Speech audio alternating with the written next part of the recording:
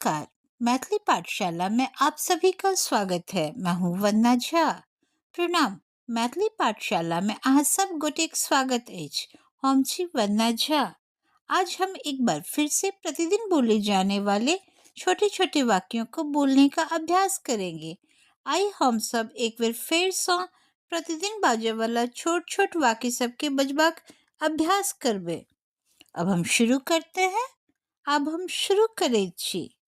ध्यान से सुनो, ध्यान से सुनो, ठीक से बोलो, नीक से बाजू, धीरे बोलो, स्थिर से बाजू, साफ साफ बोलो, साफ साफ बाजू, फिर से कहो, फिर से कहू, इधर मत आओ, इमहर नहीं आओ, कहाँ जा रहे हो, कतो जा रहल छी, यह काम करो, ई काज करू, मेरी बात सुनो, हमर बात सुनो, थोड़ा इंतजार करो, कनेक प्रतीक्षा करू, ठीक है, ठीक छे, ध्यान रखो, ध्यान रखू, थोड़ा रुको, कनेक रुकू, ऐसा मत करो, एना नहीं करू, मेरी बात मान लो, हमर बात मान लिया, फिर से कोशिश करो,